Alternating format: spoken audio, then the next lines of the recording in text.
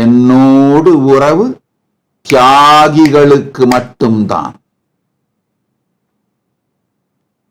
எல்லாரும் என்ன சொல்றீங்க? ஓ, அங்க போனா அக்கவுண்ட்ஸ் எல்லாம் ஆர்கனைஸ்டா வச்சிருக்கணும், எல்லாரும் கேள்வி கேட்பாங்க, நம்ம மேல பழி வரும்.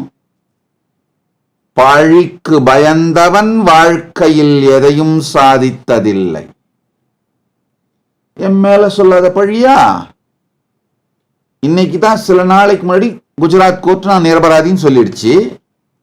ஆனா 5 வருஷமா மீடியா உலகம் முழுக்க போய் நான் குழந்தைங்களை கிட்னாப் பண்றேன் என்னென்னவோ பொய்ங்களை பரப்புனாங்களே, அதுக்கெல்லாம் அஞ்சு பயந்து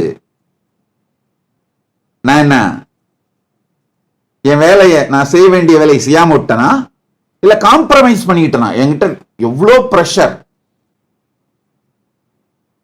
நெக்ஸ்ட் ஜெனரேஷன்லாம் வாழ்க்கையை தியாகம் பண்ணிட்டு கைலாசத்தை கட்டுதுங்க. வாழ்ந்து முடிச்சு இதுக்கு மேல ஒண்ணு இல்லைன்னு முடிஞ்ச பிறகும் அகங்காரத்தை விட முடியாமல், அகங்காரத்தை விட முடியாத ஒரே காரணத்திற்காக கைலாசத்துக்குள் வராம இருப்பது. இப்ப நிறைய பேர் வேற வேற காரணங்கள் இருக்கலாம்.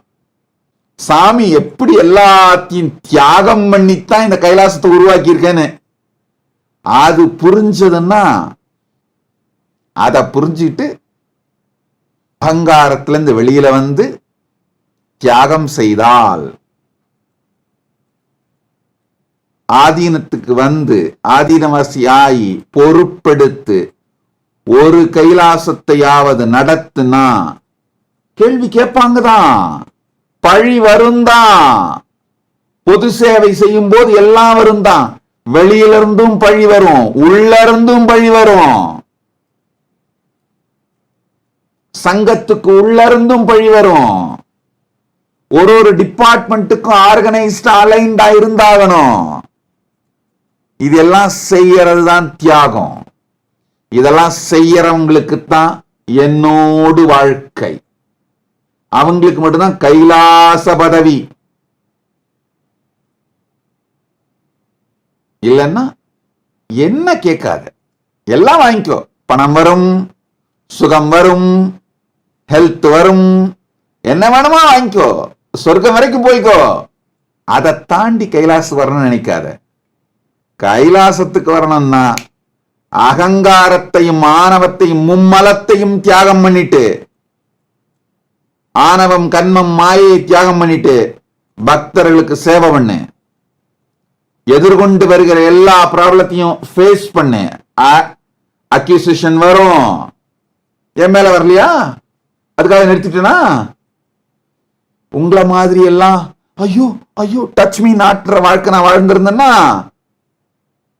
இன்னைக்கு உங்களை இன்ஸ்பயர் பண்றதுக்கு, உங்களுக்கு வரம் கொடுக்கறதுக்கு, ஆசீர்வாதம் பண்றதுக்கு நான் உட்கார்ந்துருப்பேன். இங்க தியாகிகளுக்கே பரமசிவ பதம்.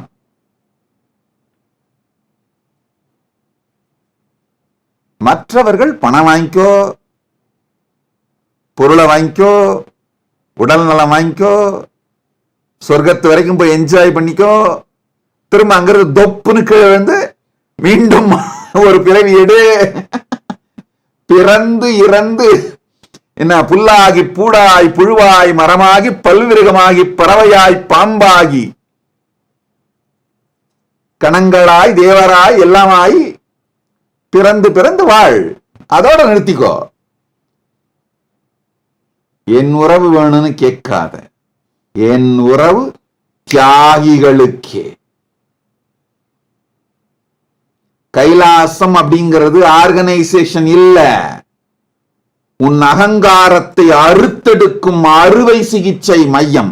உன் அகங்காரம்ங்கிற கேன்சர், ஆணவம்ங்கிற கேன்சர், அதை அறுத்தெடுக்கின்ற அறுவை சிகிச்சை மையம். Only those who are ready to go through the surgery of the cancer called arrogance, ego,